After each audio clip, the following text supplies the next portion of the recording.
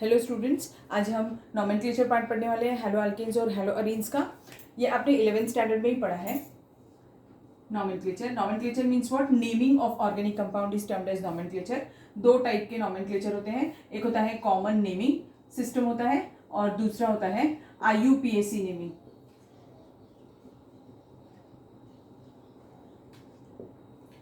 Common naming में hello alkanes को alkyl halides बुलाते हैं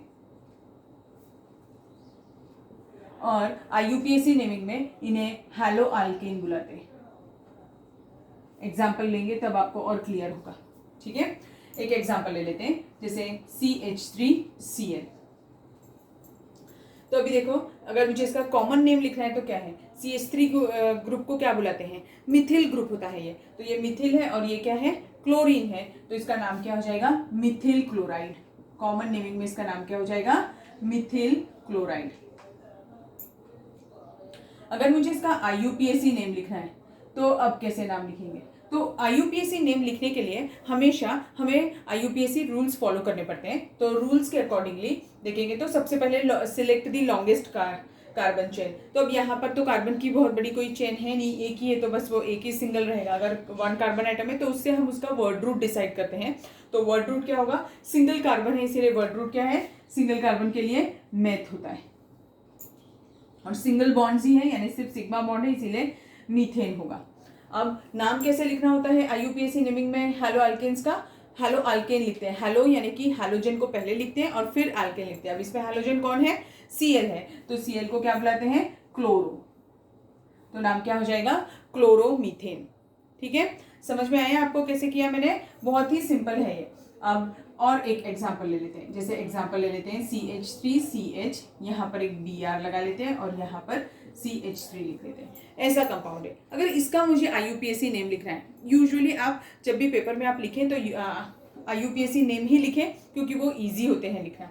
तो अब इसमें सबसे पहली चीज, select the longest carbon chain. तो ये हो जाएगी उसकी longest carbon chain. And second rule क्या बोलता है? Start the numbering from such end from where the branched carbon atom is nearest.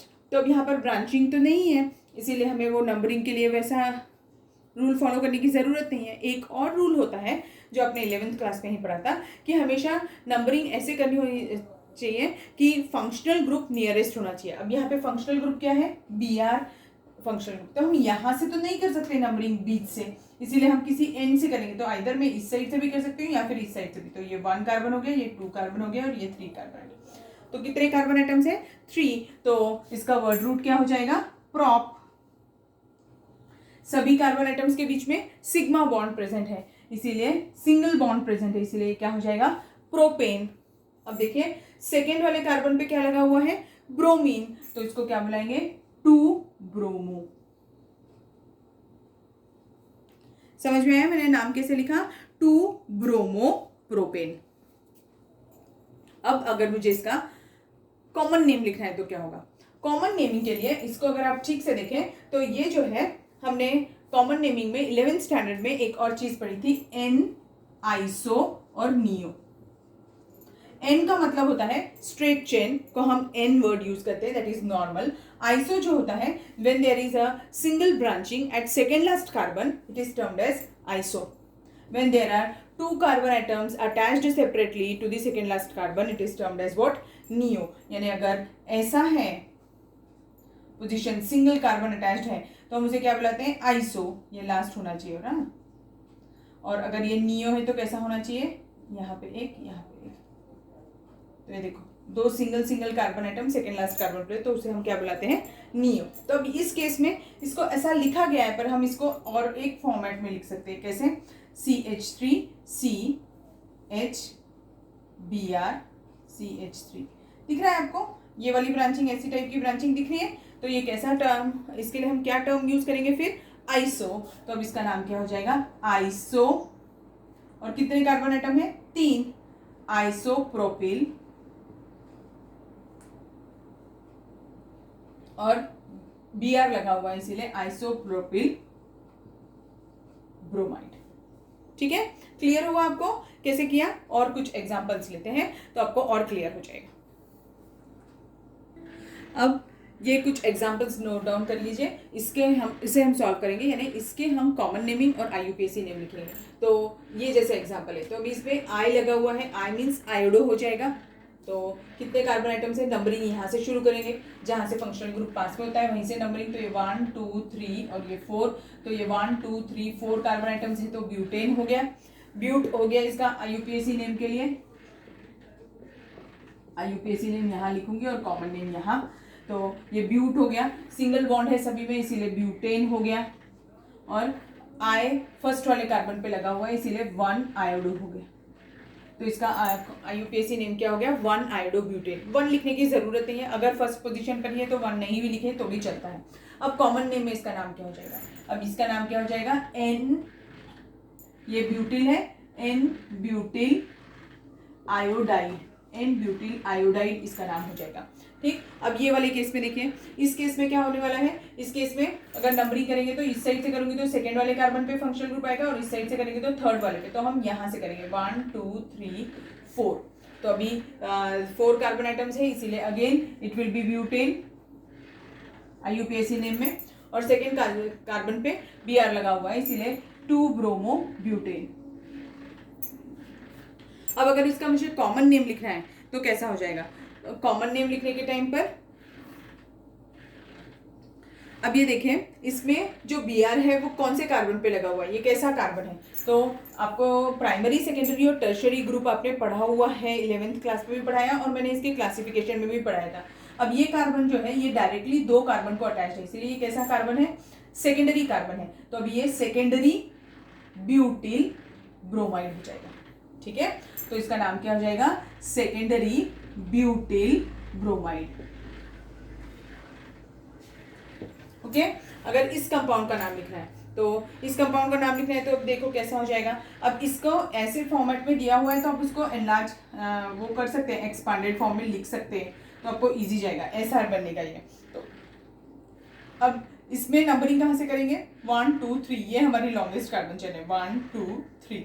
तो अभी देखो सेकेंड कार्बन पे ब्रोमीन लगा हुआ है और सेकेंड कार्बन पे ही CH3 ग्रुप भी लगा हुआ है। तो अब अगर जब मुझे इसका आईयूपीएसी नेम लिखना होगा तो क्या होगा, आईयूपीएसी नेम लिखने के टाइम पर एक ऑर्डर फॉलो करना था जो हमने 11th क्लास में पढ़ा था। एक रहता है सेकेंडरी प्रीफिक्स पहले लिखना पड़ता है, फिर उसके बाद में प्राइमरी प्रीफिक्स, फिर वर्ड रूट, फिर प्राइमरी सफिक्स और फिर सेकेंडरी सफिक्स। तो अब यहाँ पर ये 2 पोजीशन पे Br भी लगा हुआ है और 2 पोजीशन पे मिथिल भी लगा हुआ है। तो हम कैसे लिखेंगे, 2 ब्रोमो 2 मिथिल, और कितने कार्बन आइटम है, 3, इसीलिए 2 ब्रोमो 2 मिथिल प्रोपेन इस कंपाउंड का नाम हो जाएगा। अगर अब मुझे इसका कॉमन नेम लिखना है तो कैसे लिखेंगे, कॉमन नेमिंग में इसका कैसे लिखेंगे नाम। अब ये देखिए, इसमें ये जो पार्ट है, ये कार्बन जो है ये 3 कार्बन को डायरेक्टली अटैच्ड है, इसीलिए कैसा है, टर्शियरी है। तो हम क्या लिखेंगे, टर्शियरी। कितने टोटल कार्बन आइटम्स है, 4 कार्बन आइटम्स है, टर्शियरी ब्यूटिल, और Br लगा हुआ है तो टर्शियरी ब्यूटिल ब्रोमाइड। ठीक, अब इस कंपाउंड का नाम लिखते हैं। ये कंपाउंड का नाम लिखना है तो कैसा हो जाएगा, इसको भी पहले एक्सपांडेड फॉर्म में लिख के रख लीजिए, आप इजी जाता है उसमें लिखना। जैसे जैसे प्रैक्टिस होगी फिर आपको इजी लगेगा, आप इसमें भी लिख पाएंगे, पर अभी जब तक आपकी प्रैक्टिस नहीं है आप उसको हमेशा एक्सपांड कर लीजिए, तभी आप लिखेंगे तो आपको इजी जाएगा। तो अब यहाँ पर इस कंपाउंड का नाम, यहाँ पर एक एच चाहिए था, लिखा नहीं था। अब इसका नाम लिखना है तो कैसे, नंबरिंग तो यहीं से शुरू होगी, मैं मार्कर चेंज कर लेती हूँ, कलर रहेगा तो समझ में आएगा। 1 2 3 ऐसा कार्बन है, ऐसा रिंग है, चेन है सॉरी। तो अभी कैसे हो जाएगा इसका नाम, 1 2 3 कार्बन आइटम्स है इसीलिए ये प्रोपेन तो रहेगा ही। ठीक है, सेकेंड कार्बन के ऊपर मिथिल ग्रुप लगा हुआ है और फर्स्ट कार्बन के ऊपर क्लोरीन लगा हुआ है, तो क्या हो जाएगा, 1 क्लोरो, और सेकेंड कार्बन पे क्या लगा हुआ है, मिथिल, 1 क्लोरो 2 मिथिल प्रोपेन नाम हो जाएगा इस कंपाउंड का। ओके, अब इसका अगर मुझे कॉमन नेम लिखना है तो क्या हो जाएगा। अब कॉमन नेम लिखने के टाइम पे देखिए कैसे लिखेंगे इस कंपाउंड का कॉमन नेम। अब ये जो पार्ट है ये कैसा है, देखो ये कार्बन के ऊपर ऐसा लगा हुआ है, हमारा नंबरिंग यहाँ से हो रहा है, सेकेंड लास्ट कार्बन है तो ये आइसोब्यूटिल ग्रुप दिख रहा है, आइसो ग्रुप दिख रहा है, ये आइसो हो गया तो इसे हम आइसो लिखेंगे। ठीक। आइसो होने के बाद में कितने कार्बन आइटम्स है? 1 2 3 4 कार्बन आइटम्स है, तो आइसो ब्यूटिल हो गया। और क्या लगा हुआ है? क्लोरीन लगा हुआ है, इसीलिए इसको क्या लिखेंगे? क्लोराइड। बहुत सारे स्टूडेंट्स को कंफ्यूजन था कि मैंने यहाँ पर इसे आइसो लिया, बट यहाँ पर मैंने उसे सेकेंडरी लिया था। देखो क्यों लिया था सेकेंडरी? इसीलिए क्योंकि जो आपका हैलोजन है वो सेकेंडरी कार्बन को लगा हुआ है, इसीलिए मैंने इसे सेकेंडरी लगाया। बट इस केस में हमारा जो हैलोजन है वो सेकेंडरी कार्बन को नहीं लगा है, ये तो प्राइमरी कार्बन है, इसीलिए मैंने यहाँ पर वर्ड सेकेंडरी यूज नहीं किया। यहाँ पर कौन सा वर्ड यूज किया? आइसोब्यूटिल वर्ड यूज किया। अब ये वाला एक एग्जांपल ले लेते हैं, लास्ट एग्जांपल रहेगा ये आज की क्लास का हमारा। CH2 double bond CH CH2Br है। तो अभी इस कंपाउंड का नाम कैसे लिखेंगे? जब भी कभी 3 कार्बन आइटम होते हैं और एक डबल बॉन्ड होता है तो हम उसे क्या बुलाते हैं? एलिल बुलाते हैं। तो ये क्या हो गया? एलिल हो गया। और उस पर क्या लगा हुआ है? Br, इसीलिए हम इसे क्या बुलाएंगे? Allyl bromide. ये मैं आपको पढ़ा चुकी हूँ कि अगर 3 carbon atoms with 1 double bond है तो हम उसे क्या बुलाते हैं? एलिल, और 2 carbon atoms with 1 double bond है तो उसे क्या बुलाते हैं? विनिल। अब इसका अगर मुझे IUPAC नेम लिखना है तो क्या हो जाएगा? तो अब इसमें हमें नंबरिंग कहाँ से करनी होगी वो देखना है। इस कंपाउंड के लिए हमें अगर नेमिंग करनी है तो कैसे करेंगे? 1 2 3। तो अब क्या हो जाएगा? फर्स्ट पे Br लगा हुआ है, सेकेंड में डबल बॉन्ड है, तो 1 ब्रोमो प्रॉप 2 इन। ठीक है, समझ गया? आज की क्लास के लिए बस इतना ही, बाकी का मैं आपको नेक्स्ट क्लास में पढ़ाऊंगी। इस क्लास में मैंने आपको नॉमेनक्लेचर तो पढ़ाया, बट किसका? सिर्फ हेलो अल्किन्स का। हेलो अरीन्स पार्ट जब शुरू करेंगे तब उसका नॉमेनक्लेचर अलग से पढ़ाऊंगी। Thank you.